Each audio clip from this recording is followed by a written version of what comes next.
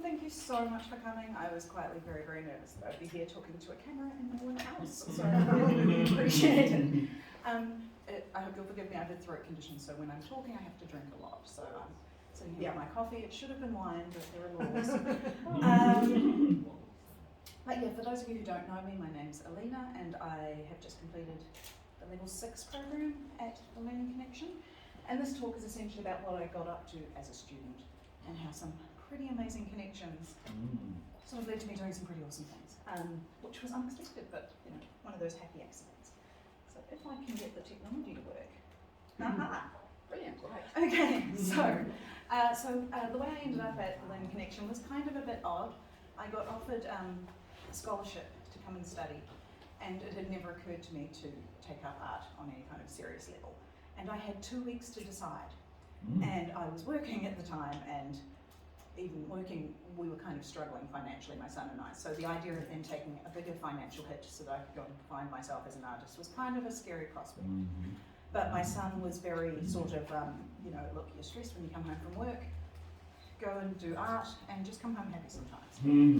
And so it kind of made me want to make sure that I made the most out of the opportunity, because I was very aware that he was going without so that I could, you know, paint things, which seemed wonderful that he was that supportive, but also a little bit terrifying as a parent, because there were definitely moments when you're just like, oh my God, am I doing the right thing here? So I found that the first term or so, and I was very fortunate that my boss gave me a term's leave because she knew I was panicking, and said, look, just go have some fun for a term, see if it's what you want to do. And then I didn't have to worry about, do I have a job, you know? So very generous. Yeah, she's wonderful, and so I really, really appreciate it, because it meant that I could actually look at it seriously. Yeah. And so what I did was I spent sort of the first term or so just observing the other artists and seeing who was making it, because I was disturbed that I would see all these amazing artists come through the art school, and they'd spend 3, 4, 5 years there, and then they'd go back to 9-to-5 jobs that they hated. Yeah. And I was just like, I don't want to fall into that pattern and into that routine, and it seems to be really easy to do because these people were so much better at art than I was. And so that made me nervous, that made me really a little bit, So then I was like, okay, which ones are making it? Which ones are actually, and what are they doing that's different to everyone else? Because the people that were leaving that were super talented were working hard, they weren't doing anything wrong. So it was kind of like, what's the difference? How can I make this work? If my son's going without, I want to make sure it's for something. There's a seat here, Rachel. And what I noticed was that basically everyone that was making it, they were putting their hand up. Every time there was an opportunity, they took it. I'm an introvert. That freaks me out. So the idea of putting yourself out there was just, oh God, okay. But the more I looked, the more I saw that was the difference, is that if someone said, hey, there's an exhibition coming up, who wants to be involved? They went, yes. Jump in. If there was, I don't know, any opportunity that came up, they were there with bells on. And they were the ones that were able to leave art school and further develop their creative process. So that was amazing, and you know, I was making all these mental notes about that. And then went on a conscious level, okay, if an opportunity presents itself, I've got to take it. Which is terrifying. But that's what we're around with. So my first opportunity that popped up, my sister contacted me, and we both love Miles Kennedy. He's a singer, he's the frontman for one of Slash's bands. Slash is, of course, from Guns N' Roses.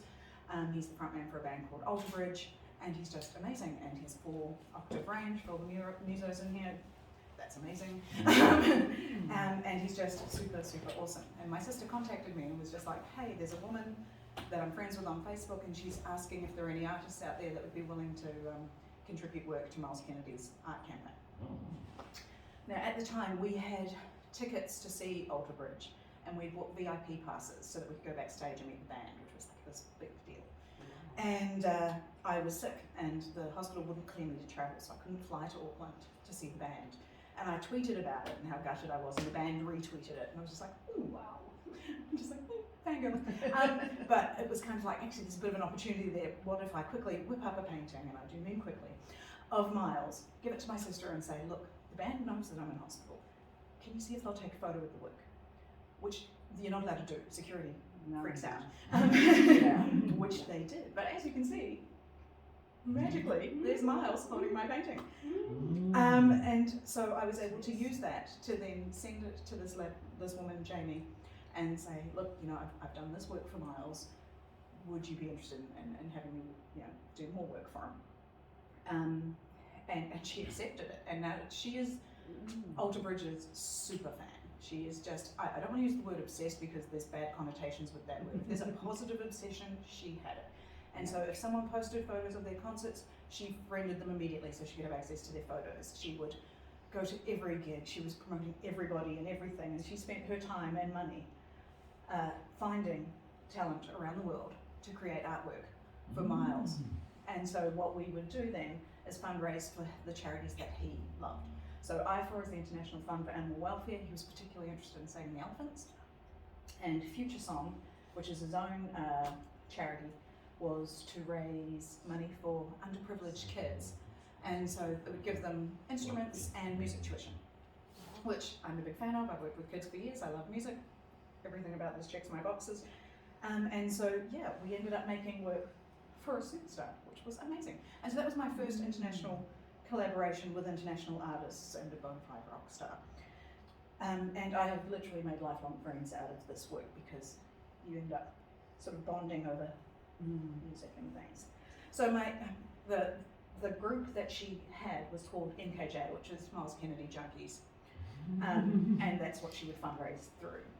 And so, yeah, my wow moments, bearing in mind this was in the first couple of terms of me being an art student when I wasn't convinced that I was an artist or that I was taking the right thing. So I would be on Facebook and pop-up ads would come up with pictures of my artwork on phone cases and t-shirts, and I'm just like, what? How did that happen? And it was all because Jamie was just promoting all our work. Then she shared a photo with us, and this is actually the tour bus, Miles in the tour bus, the Alter Bridge tour bus, and in the background, just over his left shoulder there, or his right shoulder, is our calendar, one of the calendars that we were selling, that we made. And it's just like, wait, the band sees our calendars? Like, we thought this just sort of was for fans, really, but actually the band was getting in on it. And all the other artists are from Europe or Canada, and I think there's one in Argentina. I'm the only one in this part of the world. And I remember waking up one morning and my phone had just gone crazy, and it was everyone in Europe going, have you seen? I'm like, seen what? I don't know what you guys are on about. And one of the Flip, which is the drummer from Alter Bridge band groups, had shared my drawing of Miles morphing into a tiger onto they'd used it to wish Miles happy birthday. And I was like, oh wow, one of the fan pages, that's really cool. And my friend was like, no, that's not the fan page. That's Flip's page. I'm just like, no. And so fangirling a wee bit, going, oh my god, that's so cool. Because these guys, they don't promote often. They don't actually post often. And so, and in the calendar, there was amazing work by the other artists. I was just like, how is it that mine got picked? That just doesn't even make sense to me. But yeah, it was one of those wow moments where I got to fangirl for a little bit, and it was really, really cool. And I loved how the other artists were so supportive. There was no one that was getting jealous that their work wasn't being used. They were just like, oh my god, check it out, and so I did. So that was great. My next sort of connection that was made, again, there are people that hate social media. It is a powerful, powerful tool. And used right, it can do some amazing things for you. And so I had posted a picture onto, I think it was the Pastel Artists New Zealand page. I think it was of some snow tigers, snow leopards or something that I'd drawn. I don't know. Anyway, I got a private message from a man named Nuno, I'm going to pronounce the surname wrong, Notre, I believe. And basically he was saying that he was from Portugal and that he wanted artists from all around the world to contribute to an international exhibition, and then the exhibition would be put on in these Roman ruins in Portugal, and then there'd be a video and all sorts of things, and would I be happy to represent New Zealand doing that? And while he's giving me all this information, I'm fiercely Googling it to see if he's above board. Even the cynic, I was just like, I don't know, this sounds too good to be true. But essentially I worked out that, well, even if it's not true, this cost me one piece of work. And it was a drawing, he would only be getting a digital copy of it anyway. And I really liked the premise. So essentially he was promoting a village in Portugal and wanting artists to research that village using only the internet and then create a piece of work inspired by that research. We also had to contribute a 2 to 3 minute sort of video of the process and what we thought about the project and all that kind of thing. But yeah, the first year that he did it, it went into these Roman ruins, and he put together this video to open the exhibition with, and that was all very exciting, and I was just like, yeah, me, I get to, you know, say that I represent that little place on the right, down the orange bit. So that was quite cool, and seeing my name on stuff, but you know, with my country in a different language was very, very cool. And I was geeking out about all that kind of sorry. Now when I was when I was researching making this particular presentation, I thought, God, I'll Google myself, see if there's anything obvious that I've missed, which is awful because you sit there going, oh, what was I thinking? Going through stuff. But then I found something. I had an IMDb profile, and I was just like, how does that work? I quit acting years ago. I didn't do things IMDb worthy. It turned out that the video that he'd made was actually a documentary. I'm listed as one of the stars of a Portuguese documentary, playing myself. I worked that out about 4 days ago. I've had an IMDb profile for 4 years. Oh wow. Didn't know. I just remember thinking it was cool when they shared the video that I had cute little Portuguese subtitles underneath stuff. And again, Nova Zelandia instead of New Zealand, which was great. So that was a happy accident when I was procrastinating. So to discover that. So thank you. Yeah, so that was the first piece that I created based on the research. And basically everyone had to provide one that was a metre square, and he would print it at a metre square. And so when we went into the Roman ruins, he videoed it, and it worked out that 2 of us had even named our pieces the exact same name. Because I'd called mine Pieces of Notre, and so it's someone else. And I was just like, what? And he kept it, so it was great. So close and yet so far. By some series, actually, a series of miracles, it turned out that I was in Europe when the exhibition was running. And we went to 11 different countries, but none of them were Spain and Portugal. Because the show was originally in Portugal, and then it was so popular that they packed up the entire exhibition and moved it to Spain for a month, where it then opened a festival, and the work was then put into a Spanish museum. So the only piece of work I've ever had in a museum was in Spain, and I missed it. And I was like an hour from the Spanish border. Depends on where on Spain it was. Oh yeah, I don't know. Somewhere Spanish. It would have been great. And so at the time I was on a little Trafalgar tour with my, and so on the right here we've got our Silver Fox driver Massimo, Bern Willis, who was our travel director, myself and my son Seth, and my sister isn't in this photo, but it was the 3 of us. We happened to be on holiday in Europe doing, as I say, we saw 11 countries and not the 2 that I needed to see, so that was great. And I was whining to Bern, our travel director about, where's my clothes, but we're not there yet. So that was fun. So there were many things. I was only in Europe for I think 2.5 weeks, but it was entirely life-changing for me. I discovered what my muse was. It turns out it's historical European architecture. I did not know that. I had always been scared of painting. I think the first time I was in Roger's paint class, we had freakishly good painters in that particular class. And so it was just totally intimidating, and I'd never picked up a paintbrush. And so I just looked around and went, no, I'm just going to draw. I'm fine. I tried a couple of little paintings and just, my confidence was completely stunted. And so I just didn't paint. And I was hoping that I was osmosing the information about how to should I ever, get over myself and pick up a brush. But the last day that we were in Paris, which I think was like the 2nd to last day that we were in Europe at all, we happened to go into Musée d'Orsay. Now I love Impressionists, but I'd never seen Impressionist paintings up close. And so I went in, and honestly the first lap that I did, I was mad. Because I looked at some of the paintings and I was just like, this is lazy, there's mistakes, there's exposed canvas, right? What? Here I am trying to, thinking that it's not like they don't know the difference. So I walked around, I was kind of fuming a little bit, and then I did a second lap, and then I looked at it and just went, actually the exposed areas, the unresolved areas put next to the highly resolved areas, make the resolved areas even more resolved. It actually gives it power. Positive and negative, and I was just like, all right, I'll give you that one. And honestly, I walked down and was like, I'm good. If the masters can make mistakes, so can I. Hand me my brushes.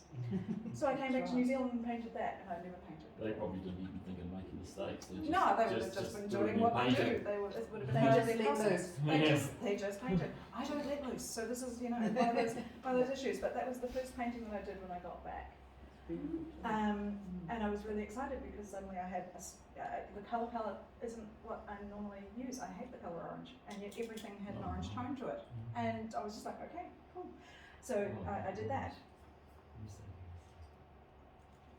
Then I found a way. This was my second painting, and it was quite large. It's the same size as the David one that's in there. It's 40 inches by 40 inches. It's huge. Then I found a way to incorporate my warped sense of humour into things. So essentially, my travel director contacted me when I was about a third of the way through the painting and went, hey, I want to buy this painting. And so as a joke, you probably can't see it, but sort of towards the middle there's an archway and there's a person standing in the archway. Oh, I can see him. So that's brilliant. So she was my first ever Easter egg, my first ever little, this amuses me so I'm going to sneak it in there. Was her, and I think it took her 3 days to find it on Facebook. But I was very, very honest with her and just sort of went, look, if you don't want it, it's literally one paintbrush stroke and it's gone. But thankfully she has a sense of humour, so it stayed. And so mini burn became a thing. So yes, I was really excited that my second ever painting sold. And to someone that I respected who spends their lives, like their working lives, showing people the greatest artwork on the planet. I'm just like, what are you doing by mine? I honestly thought she was just being polite and that she must buy artwork off all the artists on her trips. But apparently not. So that's great. So I came back and worked out that I had a dream. I suddenly had this fire in my belly and I was allowing it to be there because generally I squashed any dreams that popped up. And essentially I wanted to find a way to be a self-sustaining New Zealand artist in Europe, ideally Italy, preferably Florence. But I was like, how? I don't have a European passport. I can't get one. I'm not going to make it as a male or a bride. Like there's just I can't do it. So I was like, I need to make connections. The only thing I really have is the internet and these previous connections that I've made. So I was kind of pimping out the old connections, going, I did this stuff to get people's attention in Europe, and decided that artist residencies would be the best way to try and make that happen. Yeah, that's right. And so I started, and I worked out that the thing I liked about Jamie and Nuno and these other people that I'd seen at art school that were making it, that were being artists once they left, was that they were passionate about something. Lots of them were passionate about birds, and that freaked me out. I don't do birds. But native birds are a thing. But essentially, I wanted their passion, and I sort of felt like maybe now I had it. But I knew that there was a finite amount of paintings I can do around the 100-odd photos that I took in each city while I was away. So I needed to find a way to get back. Residencies, which of course means putting yourself out there. And there's that whole introvert thing kicks in again. So, very, very early into my research, I found my pipe dream residency. It was just like, oh my God, if I do this before I die, well, it's a happy place, I don't care what happens. I was just like tentatively penciling it into the 10-year plan. I'll apply in the next 10 years kind of thing. The buildings date back to 948. It's in Greve, Chianti in Tuscany. I love Chianti, it's beautiful. And it's about 40 kilometres from Florence, which is hands down my favourite city in the world. So, it was just a no-brainer. What they offer as part of the residency is just insane. So they network with local galleries. So they take you to see all the galleries. You get to talk to people behind the scenes. You don't have an exhibition as such, but they do have people come and see what you're doing and what you're working on. They offer Italian lessons, they offer Italian cooking classes, and my all-time favourite thing is that you can pay €1,000 and go and do traditional fresco painting, the birthplace of the Renaissance. Could I geek out anymore? Not so much. Not to mention, it's not an ugly place. I mean, it looks kind of nice. I would put up with it for a month. So there was that. So I sort of made a mental note of, pining for that, knowing it's going to be tricky to ever achieve that one. In the meantime, in the background somewhere, I was working on my Cavalcade series, which was essentially lots of paintings like this one over here, that were to do with my travels abroad. my holiday memories, because I was trying to keep motivated to get myself to Europe, because when you're an introvert you find all sorts of reasons not to do stuff. And so I have an obscene amount of travel pages that I follow on Facebook and Instagram. I follow a bunch of travel directors because they're always posting the most glorious photos. Everything just to keep me on task so that I don't get how I get and go and hide in my flat and not talk to people for a week. So yes, so I started to paint, when we were in Notre Dame, we went to Notre Dame Cathedral, and again that was the same day that I went to Musée d'Orsay. It was a pivotal day in my little life. And when we were in there, they let our travel group in, and then they basically closed the doors behind us because they had a group of people with a drone in there who were assessing what renovations needed to be done to the roof, which of course were the renovations that ultimately caused the fire. So when the fire happened, in some weird little space, I kind of almost felt responsible for not spear tackling the drone guy or something. Like, I knew this was going to happen.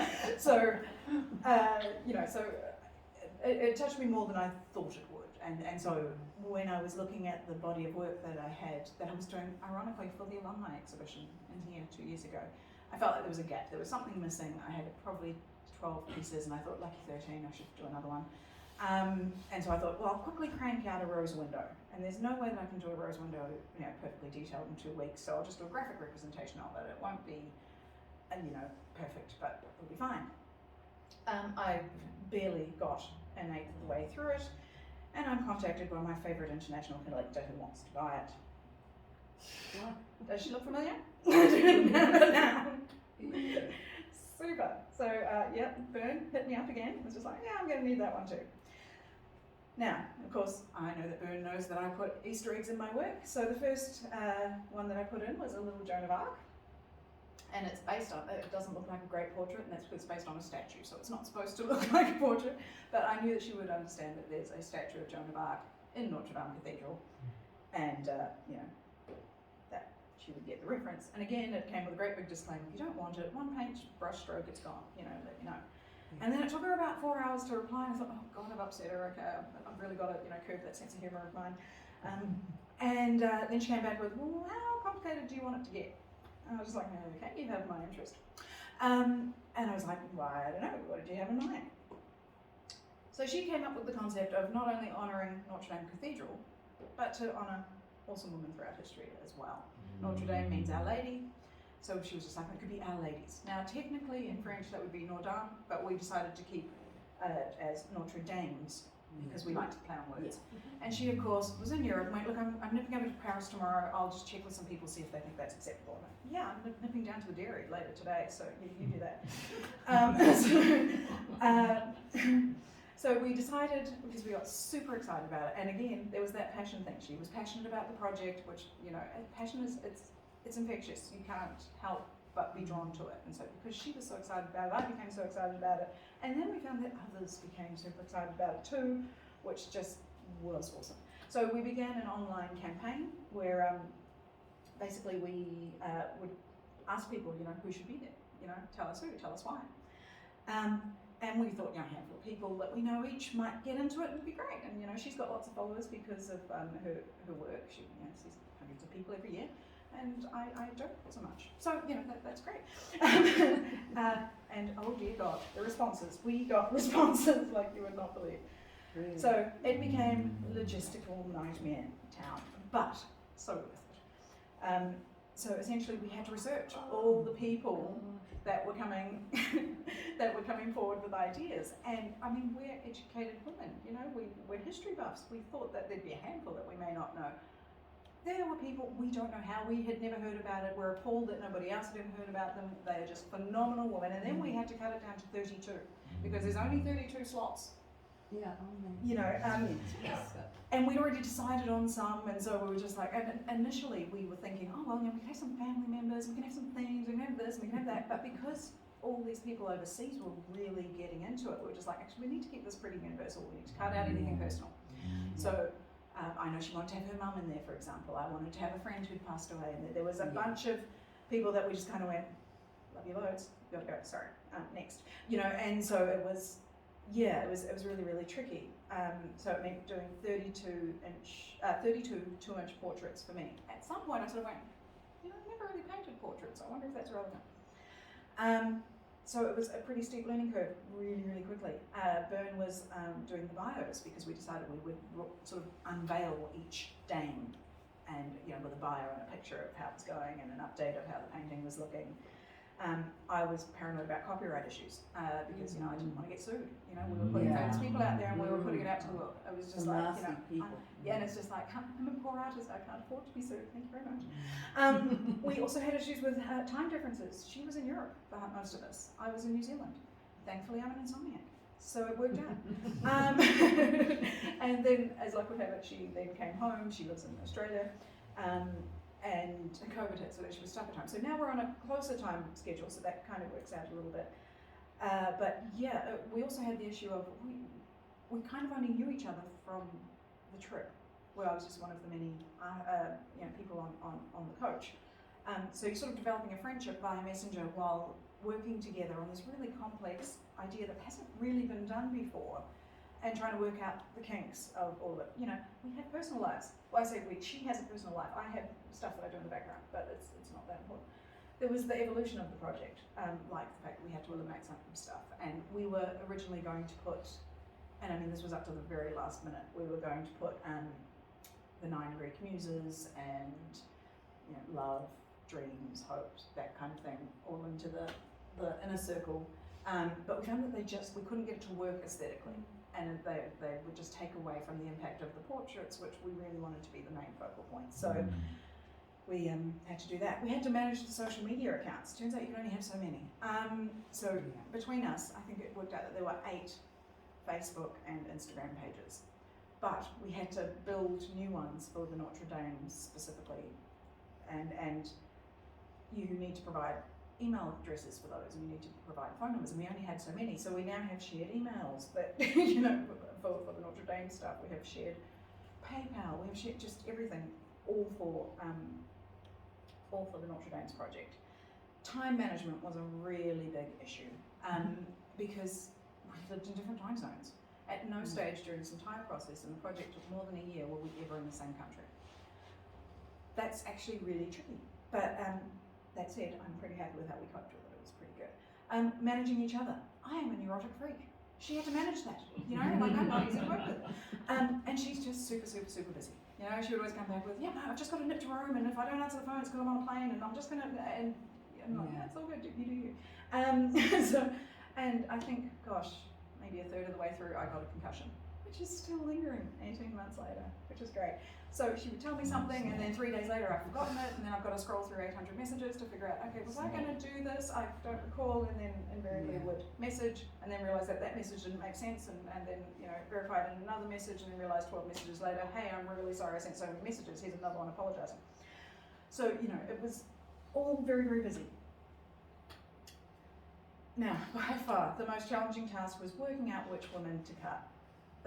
We got more than 100 nominations, easily. And they were all worthy. There wasn't a single woman that shouldn't have been there. And we really hadn't anticipated how hard that would be and how emotional other people would get about it. I have a friend at work that still, every time I see her, goes, why isn't Mother Teresa there? I'm like, she's awesome. She didn't make it, I'm sorry. But she's in the honourable mentions in the calendar. Go buy one. One of the, one of my favorite people that I really, really wanted in there didn't make the cut. The top of my list did not make the cut. So I have to sort of tell people that. It was just like, we lost people too. Bern really, really, really wanted Harper Lee in there, and I was more than happy with that, but we couldn't find a photo that didn't have massive copyright issues around it, and her people sued. So we were just like, sorry, Harper, no. Everyone lost someone in this, which we really hadn't expected that to be such an issue. And oh my God, did we love learning about this woman. It was just every day you learned something new about some phenomenal woman, and you were equal parts super excited and angry that no one knows about this woman. So yeah, as I said before, most of our communication for this project was done via Messenger. So we had to get super creative about how we did stuff.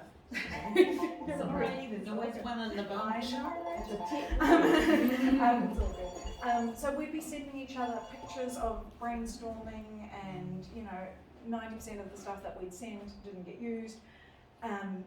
but it was how we could flesh out ideas. And of course, you'd have some fresh idea in your head, but you've got to wait 14 hours till she's awake because different time zones to get a reply. And then it was just, and none of us were doing anything wrong. It was just we were busy and in different time zones. You know, it was interesting. About halfway through the Notre Dame project, I was informed that I'd been accepted into an artist residency program in the south of France. I had not expected this, but it was because of the former connections that were made, like with Jamie. I was able to promote the fact that I represented New Zealand and represented a rock star, you know, so I was able to put that on my bio and sort of, you know, crank it out for all it was worth. Nuno with the international exhibitions, you know, they really helped bolster my applications. And without those, there's no way I would have ever received this particular residency.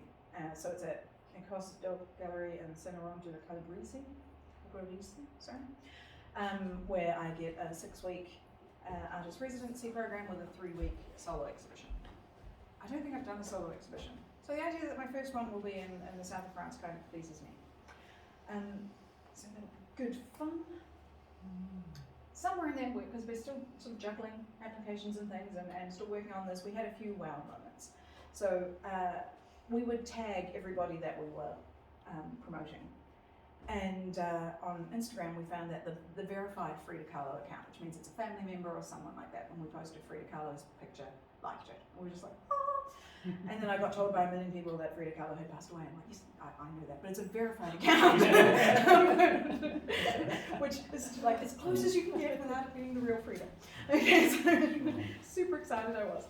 And I'm going to pronounce this one wrong too, but Wangari Maathai Foundation also reached out, they private messaged us and were just like, tell us about this project, what's involved, how do we buy the painting? And you know, no, you can't have the painting, but we will have, you know, prints and things for sale, and explain what was going on. And again, it was another woman who passed away. Yeah. So, you know, not ideal. My nostalgia, I'm big on nostalgia. So the first print order when we started selling prints for it came in from Paris. And I was just like, oh, she's going home. Like, you know, I was just like, oh, bless. So that was really exciting to me. And then we got contacted by someone who used to work with Bern, who's now a teacher.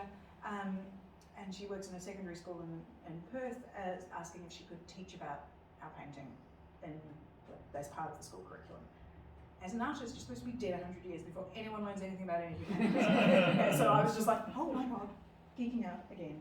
And then I posted it on some random artist page, and someone from the UK contacted me and was like, look, we want to teach about artwork that inspires, can we use your painting? I'm just like, of course you can use my painting, inspire away. So yeah, so that was pretty exciting. And what was even more exciting to me was the fact that it was so well received at the high school that it's been approved for next year's curriculum as well. So I'm just like, so hey. Oh, neat. And we were supposed to be Zooming with the classes that are learning about it, but that became vaccination day or something. I'm not too sure, so we weren't able to do it, but I just love that. I'm just completely blown away that, you know, that young people are learning about these awesome women, because it needs to be known that they're out there, you know. Okay, so when our connections combine, thanks to my many international connections made during my time as a student at the Learning Connection, Jamie Nolan for Miles Kennedy Junkies, Nuno Notre for Perspectivas Exhibitions, Bern Willis for Notre Dame's, Ross McEwen for Ecosse Gallery, I'm delighted to report that within days of finishing my study, I made another connection. Demetria Verducci emailed me to inform me that I had been accepted into the artist residency program at La Macina di San Cresci in Tuscany, my dream residency program where I get to be for a month. Hopefully next year, June to August, will be spent having a European summer, drinking lots of wine in the countryside, doing art. COVID is over. When COVID is over, it will be. I actually feel really confident that it may be, because Europe's been opening up again, they've all been vaccinated, you know, fingers crossed. So, yeah. And I'm eternally grateful to all my connections for getting me where I am today. Yeah. So are there any questions? Well, I just congratulate you for seeing and working out the potentials for your artwork. Thank you so much. That's the hardest of all things, yes, absolutely. You'll be one of those ladies on here. I don't know about that. We'll see how we get on. We did did joke about how we should have the two of us in the middle Yeah, as a joke. sure. But then I was just like, well, my Easter egg isn't an Easter egg anymore, so I then put in Australia and New Zealand and made sure that New Zealand was bigger than Australia. But thanks to my concussion, I didn't realise I'd actually stuck in another Easter egg at some point. I was looking at one day going, is that an A and a B? And yeah, I've forgotten that I put in a different Easter egg. So there's a couple now. So So are you looking at doing a part two of that with another? oh, there's talk of another project. Another We'll see international how we get project? on. We'll see how we get on. I know that when I'm in Tuscany, my project that I'll be doing while I'm there is based around finding, I don't know, some lines between women and architecture, because those are sort of my two Yeah. loves. So we'll see how it works out. Bern and I are throwing around a couple of ideas in the background for something else, but again, yeah. That's what I was saying, because you've done this type of stuff too, are you able to link into some of the international women's events and things? Yeah, I'm not sure, because honestly it's kind of exploded bigger than I thought it would. I mean, Yeah. I hoped it would, but I didn't think it would, That's art, yeah. you know, and so I'm kind of pimping it out as much as I can while I still got it before Bern comes over from Australia and collects it. So, but she's totally fine with it going wherever in the meantime. So I'm, going to try and enter it into the Mural Helper Awards and other things and see what we You got can. the digital prints from I've got digital print You for can sale use those. over there. There's calendars. You're welcome to come and buy stuff. I even make little cutesy Notre Dame's, business cards. Yeah. So yeah. Just All of Bern's Christmas cards last year were of Notre Dame's. It just yes. Oh, yeah. Thank you so much for coming. It was very Very interesting. nice. Thank you so much. Oh, if anyone wants to know the names of the Notre Dames, it's on here. I forgot the slide that had who all the Dames were, but it's in the calendar. So I've got one calendar that's open so that people can flick through it. That's the page that has the list of names at the bottom for the people that didn't touch. Thanks very